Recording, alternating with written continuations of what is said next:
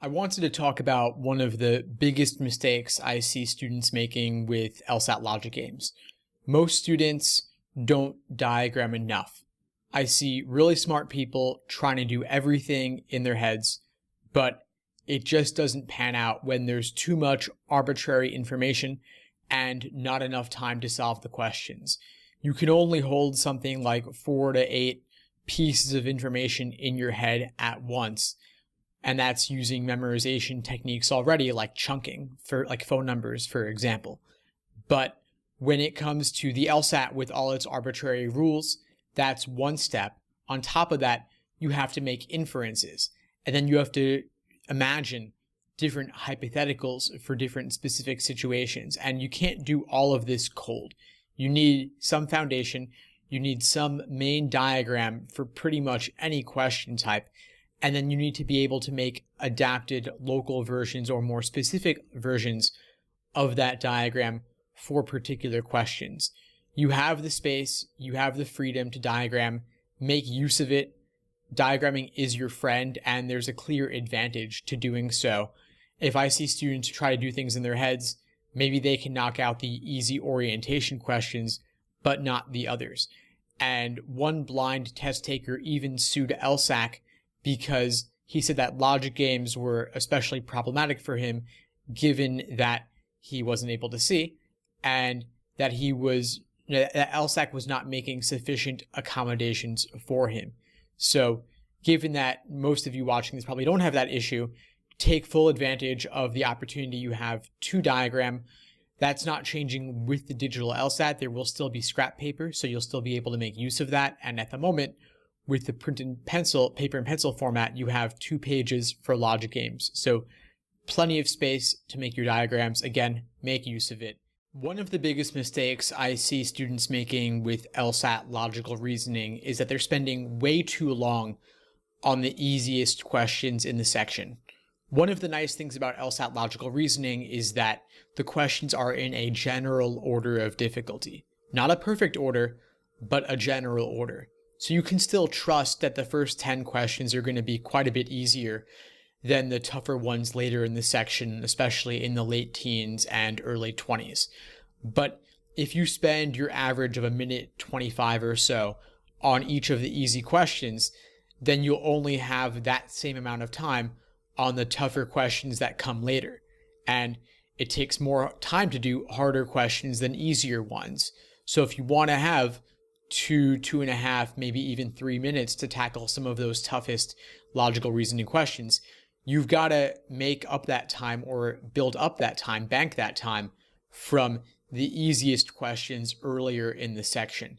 I typically recommend for students aiming for 165 plus to try to do the first 10 questions in about 10, maybe up to 12 minutes or so.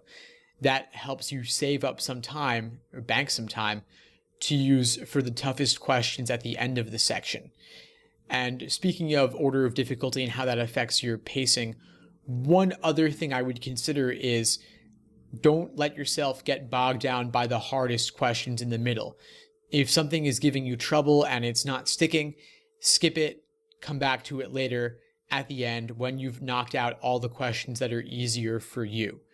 It doesn't make sense to invest 2-3 minutes in the moment on a tough parallel question when there are a couple of shorter and easier questions coming up right after it. I see students making some big mistakes when they approach LSAT reading comprehension questions, and I wanted to address some of those today in the hopes that it'll help you LSAT studiers out there avoid making these mistakes as you continue your LSAT prep.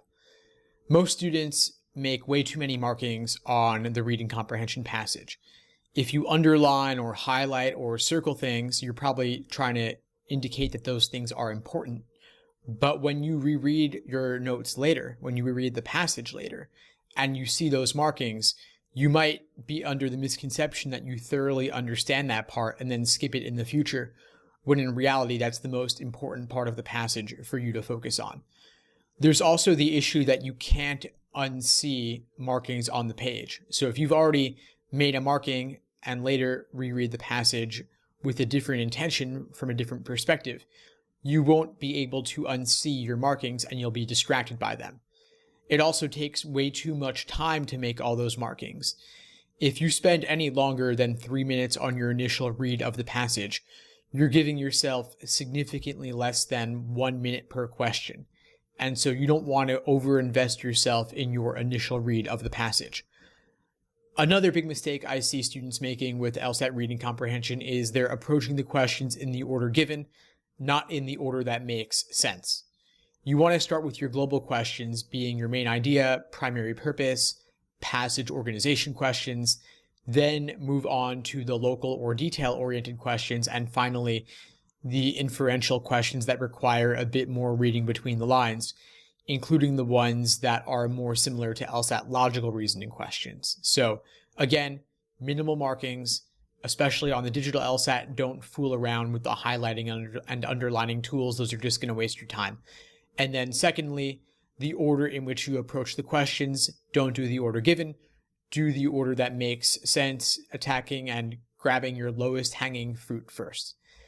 Anyway, I hope you found that helpful. If you did, please subscribe and click the notification bell so that you'll be notified of all future videos as I release them. And if you have any questions at all, please feel free to email me personally. In the meantime, I'll wish you all the best and take care.